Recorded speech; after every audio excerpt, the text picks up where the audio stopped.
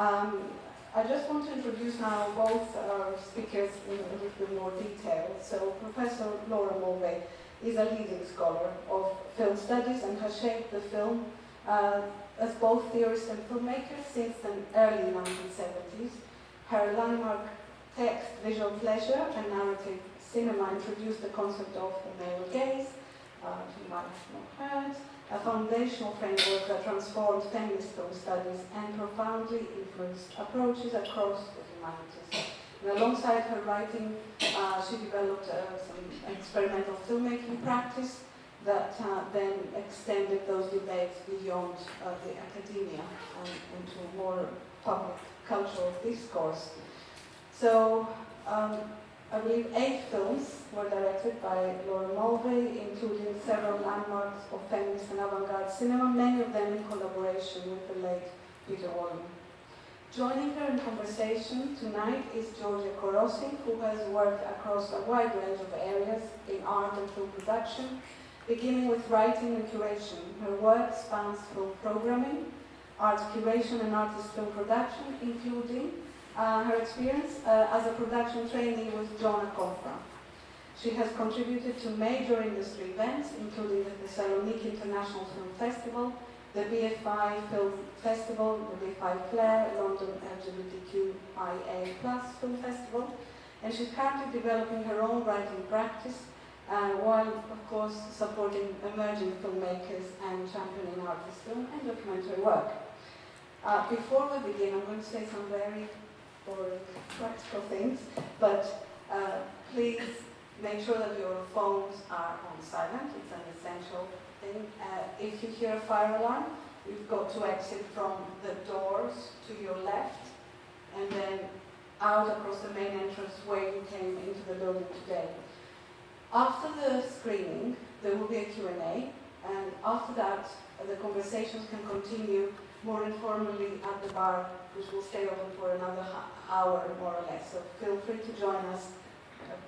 Laura and Georgia will be there with us after that. And now, I would just like to ask you to please join me in a warm round of applause for our speakers, and I will welcome Georgia Koros to come up on stage, where she's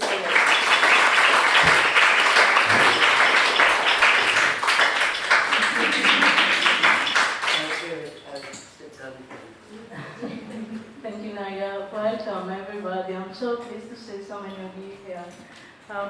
In November last year, Laura Mulvey was awarded with a BFI fellowship, making her the first academic to receive this honor, recognizing the global impact of the groundbreaking work, including her seminal essay, 1975 essay, Visual Pleasure and Narrative Cinema. Tonight, it's such a pleasure to revisit her early work with the screening of Penthesilea, Queen of the Amazons, which she co-directed with Peter Wallen, as Nadia already mentioned, in 1974. Yeah, maybe we can hold the line for a bit. Just for a bit. No, it's fine. Laura Mulvey has directed 8 films over the course of her career. Penthesilea is one of 6 films she directed with Peter Wallen, developing what they call theory films, merging cinematic experiment with radical critique. Penthesilea, as you will see tonight, is a bold feminist rewording of classical mythology and a wonderful experiment in the history of avant-garde film. We are delighted to have Laura with us tonight, and please join me to welcome her to the stage.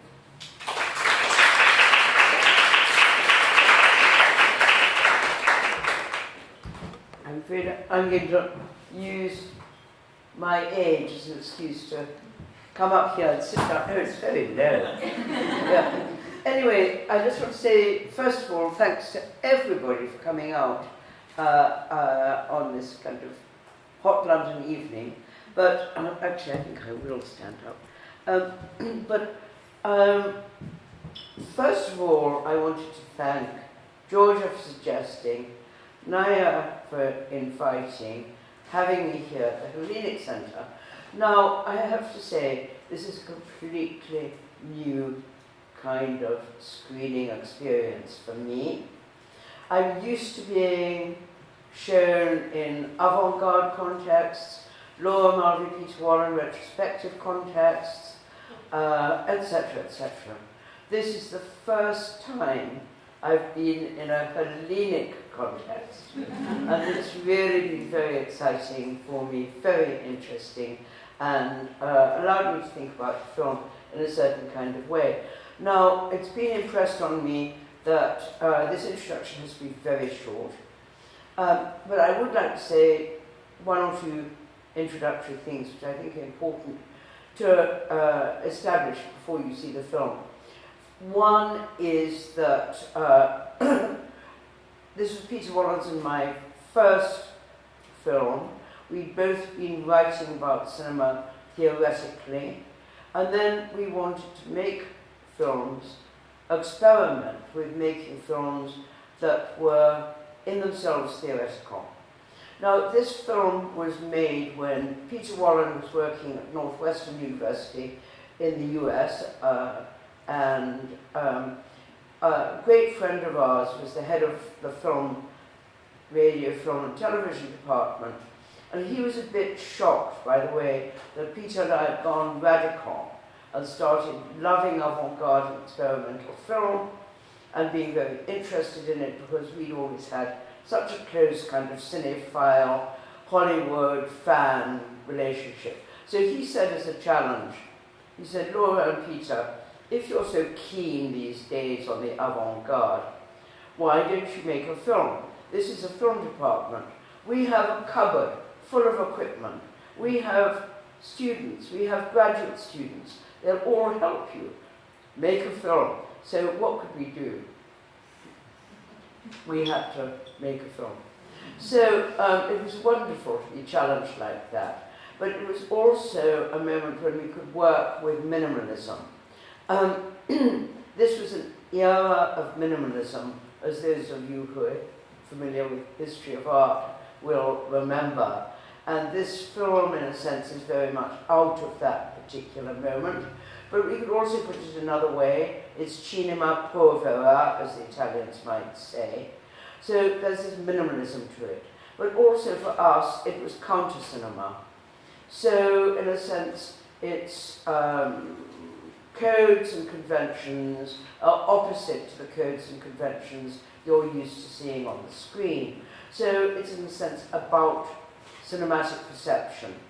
You see very, very elongated, long durational shots which extend your concept of time in the cinema, and those wonderful kind of quick edits of emotional relationships, emotional interactions, or action movies are being turned upside down. So as Peter Wallen, who does the second chapter of the film, will explain, this is one way in which the film is counter-cinema. Also, very importantly, feminism. I'd been involved with feminism for a couple of years. Peter was interested in feminism politically, but he was also interested in it theoretically. To what extent was feminism a means of challenging culture, challenging language, challenging ways of thought? Particularly, we were both interested in language, and you will probably notice in the film that there's a lot of questions about language. Final point, why the Amazons, which is really why I'm here, and Georgia's beautiful pronunciation of Penthesilea, which we anglicized to Penthesilea in a rather embarrassing way. So the question of the Amazon was really one of, was the Amazon a figure for identification for feminism as a strong woman, or was she, as a strong woman, a figure which, due to the influence of psychoanalysis on us at the time, was a kind of fear and fantasy of the patriarchal unconscious. And we were interested in Wilhelm von Kleist's rewriting of the myth, which Peter will talk about in the second part. So we were interested in the very ambivalent psychology involved with the figure of the Amazon, and the film works with this ambivalence in different kinds of ways, going through towards the end to the problem of, to the militant woman. Those were the main things I wanted to say. I think Georgia and I will talk more about the questions of myth, and I think that in the Hellenic-centered context, I think this film is also an example of the way in which Greek myth has percolated. I think that might be the word. Sounds too much like coffee, but I mean it's actually part of English. I say English rather than British. It's part of the way in which we learn to think. And for us, Peter and me that is, this was reinforced by the influence of psychoanalysis and Freud and his own fascination with Greek culture and the way he used Greek culture to retell the myths of the psyche in more dramatic ways. And I think we can talk about this afterwards. I hope that wasn't too long. No. Yeah.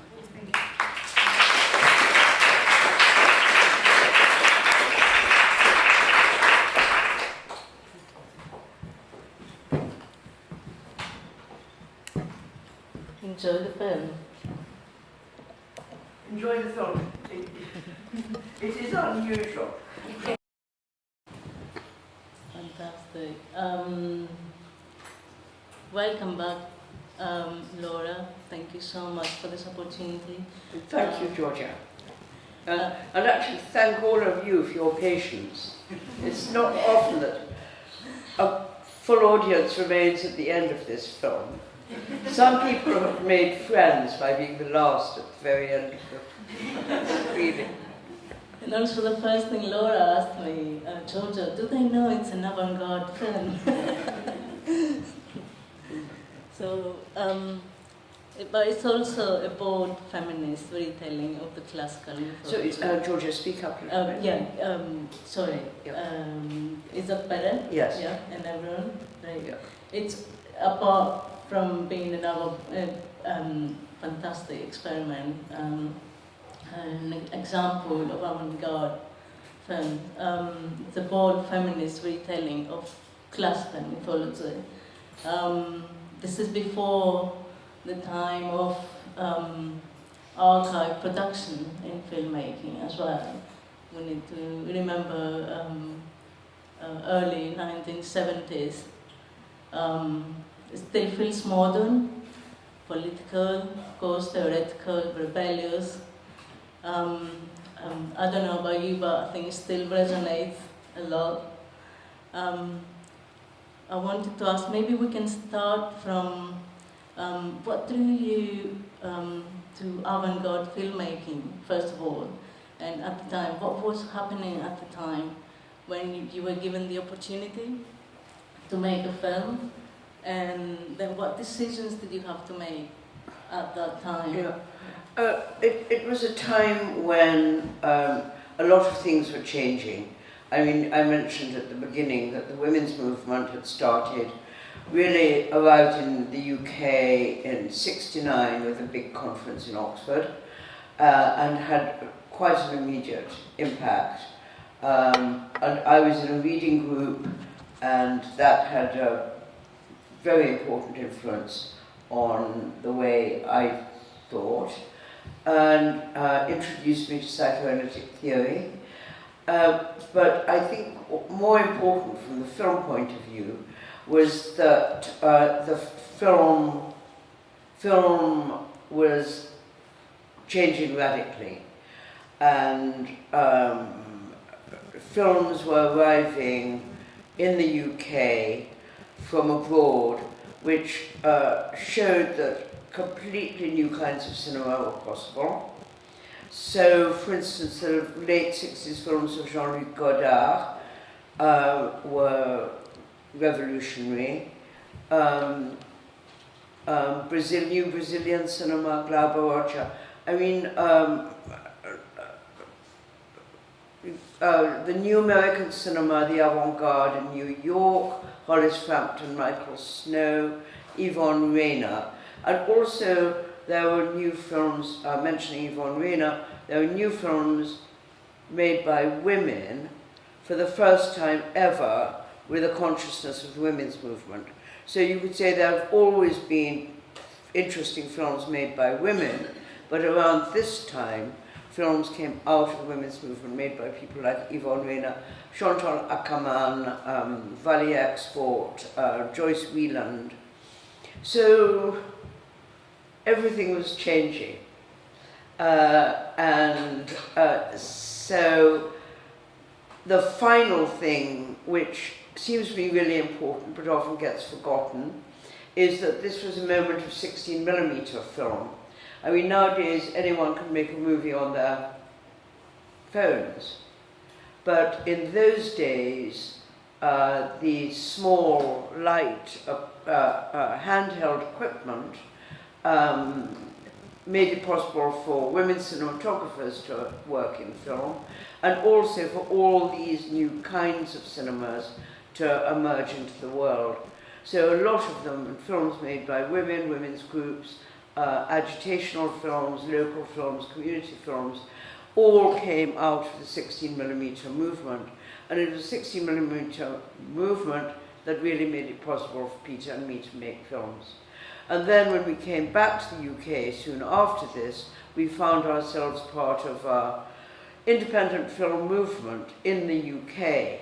So everything was shifting at the time.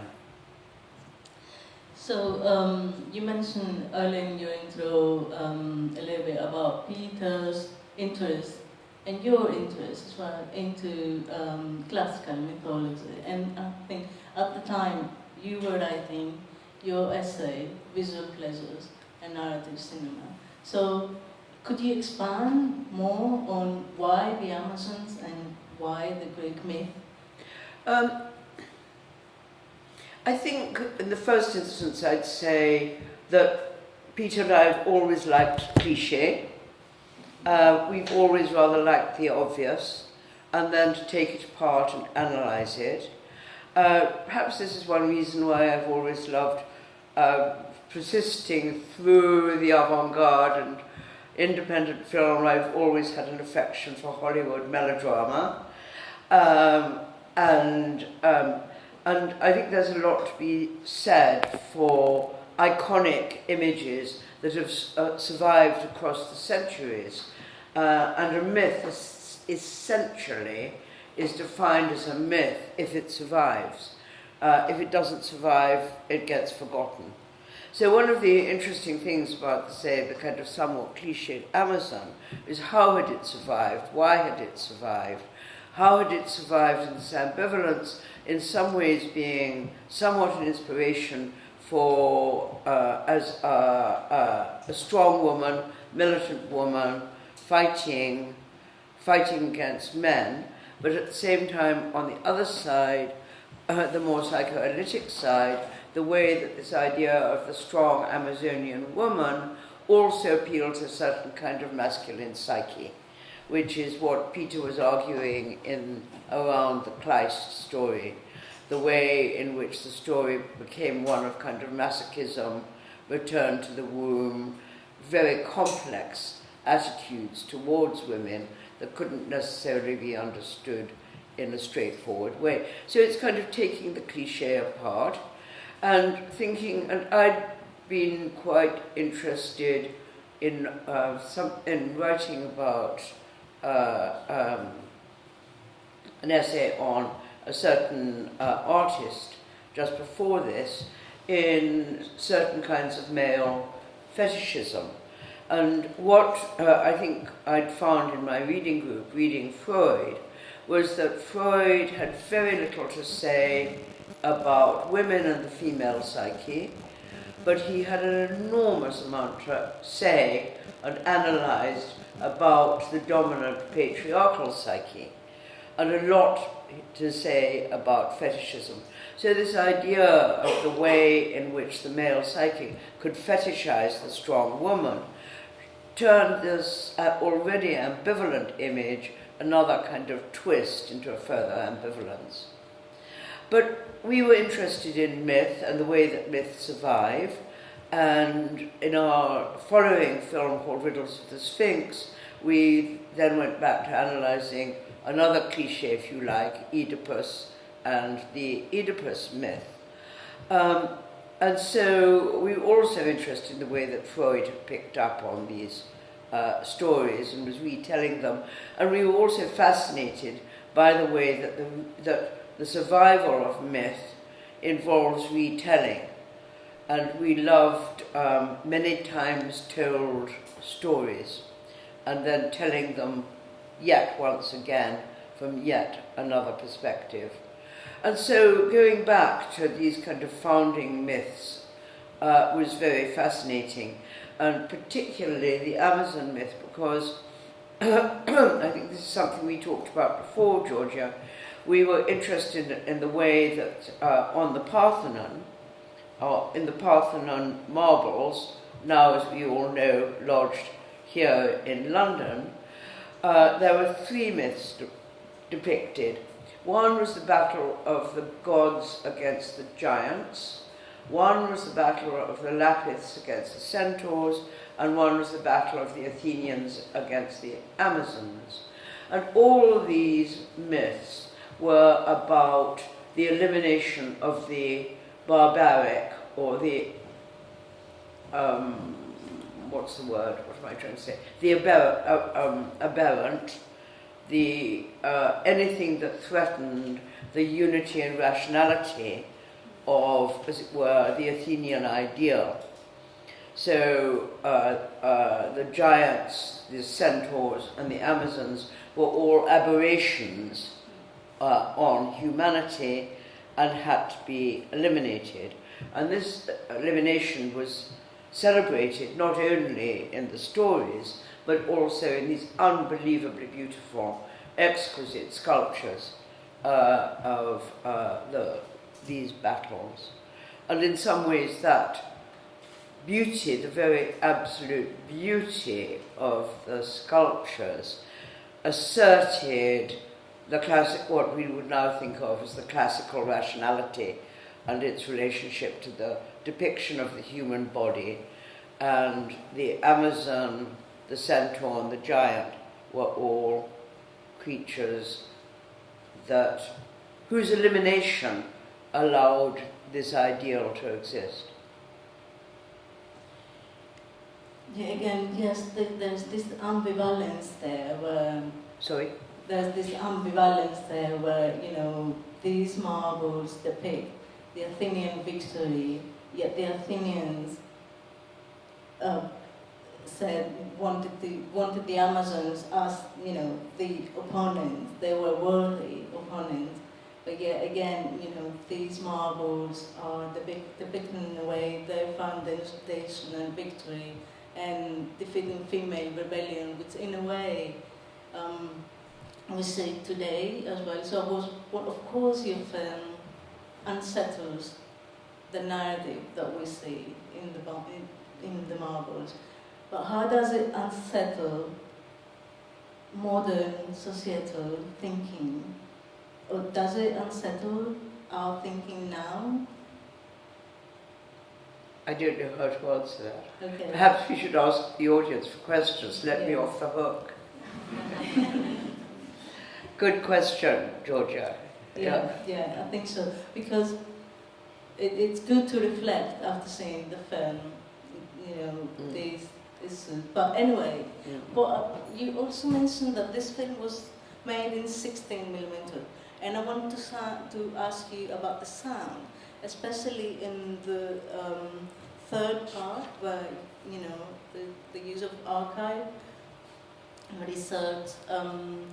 The sound is ghostly. Can you talk about it? The sound, the voices. Well, I was a bit disappointed because, as you can tell, my hearing's not good, and I don't have my hearing aids at the moment. but I found the Jessie Ashley speeches, well actually it's spoken writings, which I find really very moving and extraordinary. I found them quite difficult to hear, but perhaps other people could hear better than me. Because in a sense what you have there with the sound, I mean there's, put it like this, throughout the film there are issues about silence and whether women's relationship to silence or silence as such. So the first sequence is the mime.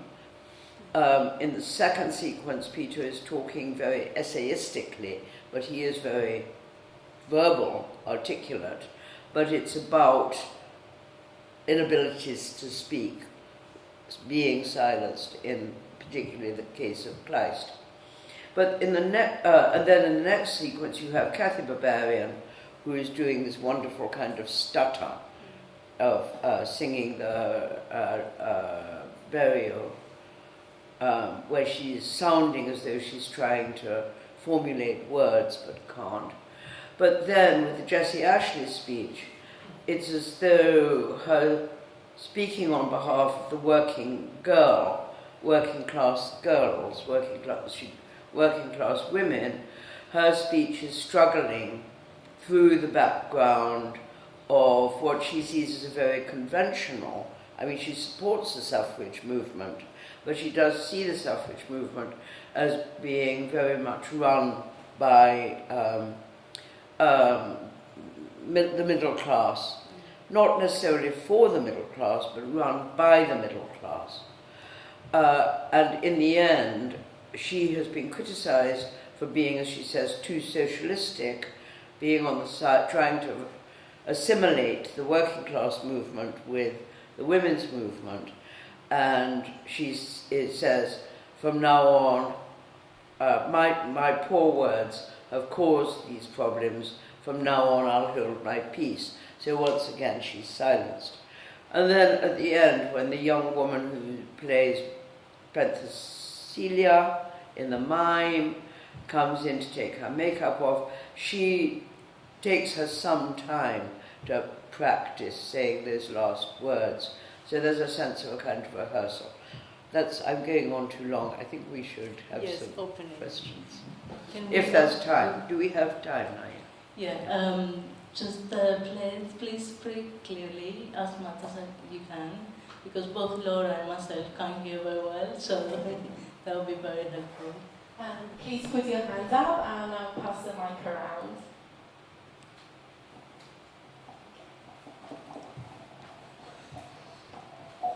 Thank you. Really wonderful to see the film and to hear you talk about it, so thank you. I suppose my question is, are we still rehearsing, or do you think we've made progress? Is there evidence of progress?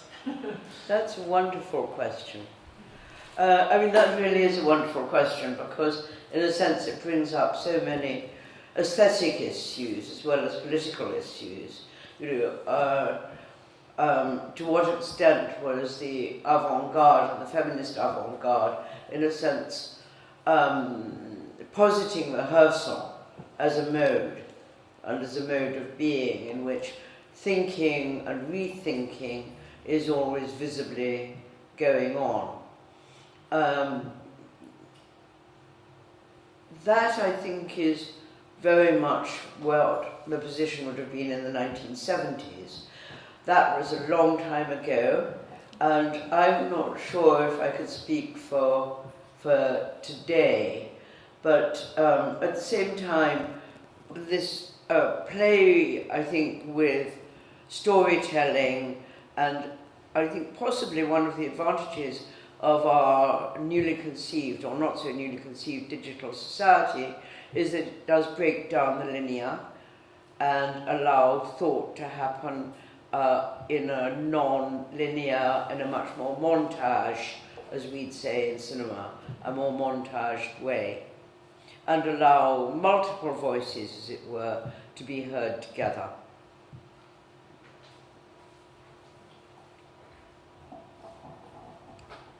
Any questions? Perfect.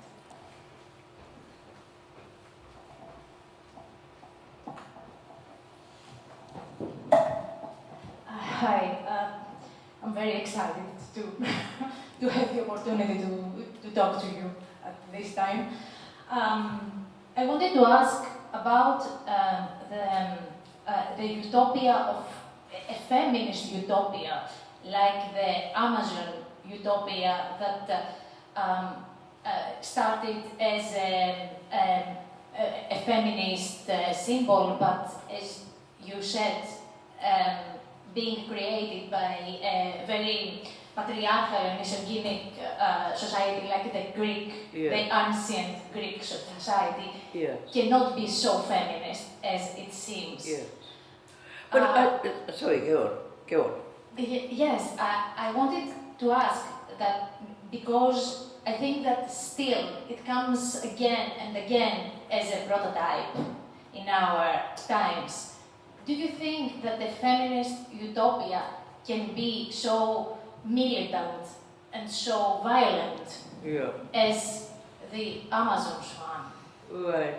I mean, I think at the time we were standing back from this way in which the Amazon utopia, which could be the world of women, which could indeed be idealized as a space in which women could retreat to each other, retreat into a world of their own, as I think the French feminist philosopher Lucie Irigaray argues for a sense of dereliction when patriarchy becomes too much, and there's a moment when women just want to retire, recoup as it were, and think about themselves.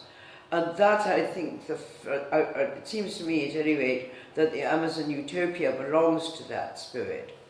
But then the idea of a woman warrior, of course, is somewhat different and comes out of a different kind of world, and is in some ways inspiring and can be an image that inspires struggle of different kinds. It's not necessarily fighting with a sword, it can be fighting with words and marches and so on, and can be inspiring too. But then there's this slightly complicated psychic undertow to it as well. So we were interested really in all these aspects. I don't think we explored the feminist utopia perhaps as much as we might have.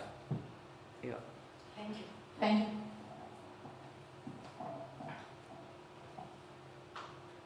Any more questions? One more question here.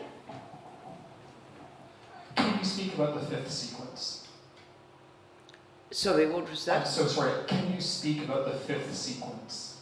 The video. The last part. The last part. Yes. The most obvious response to that immediately is that we wanted it to be multimedia, so starting with theatre, ending up with video, but then using the video rather as an installation, the kind of bank of monitors, so that it would have, I mean, it seems rather pretentious to say this, perhaps, but we saw it as sculptural, and the way that a video installation in those days, this is, remember, kind of early 70s, could often have sculptural aspects to it.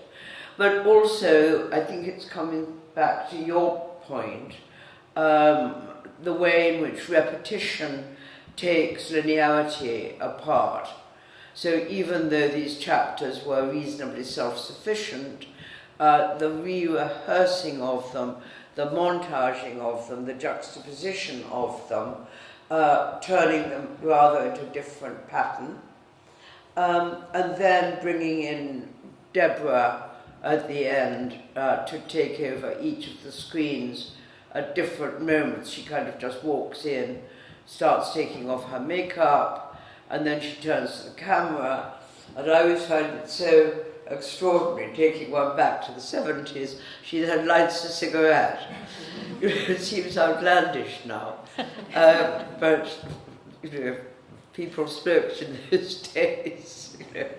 And then she says her very short, again, kind of cliched thing. Then I think Peter says cut, and she starts again. So it's all about kind of repetition and rehearsal, coming back at the very end. Does that answer anything? Yeah. Thank you so much. One more question, or do we have time? One more.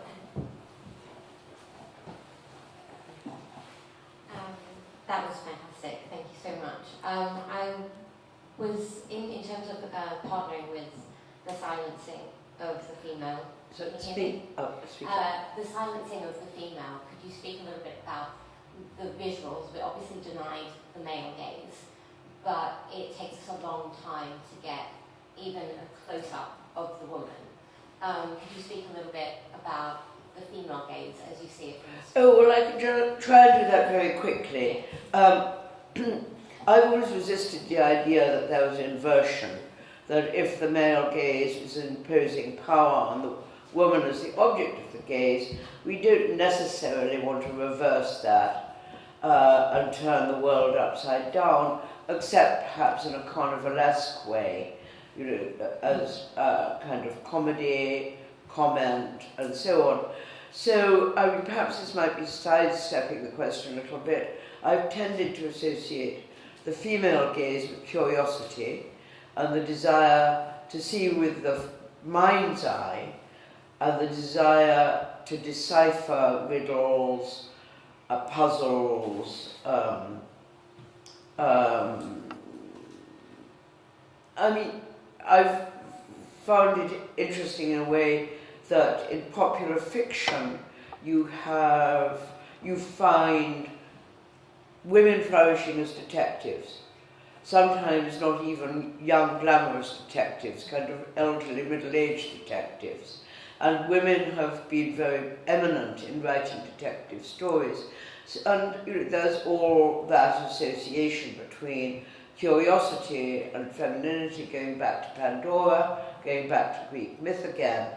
And so I've always found it interesting to kind of think about curiosity as a pleasurable way of seeing, but the pleasure comes out of decipherment rather than voyeurism or something like that. Thank you so much, everyone. This is an appropriate place to stop. The conversation can, of course, continue in a more casual manner in the bar. But thank you so much, Julia, and thank you, Professor Laura, for your input today and for the screening. If anyone is interested in more Hellenic Center events, please follow us on Instagram at Hellenic Center or sign up to our newsletter. Once again, thank you so much. Thank you.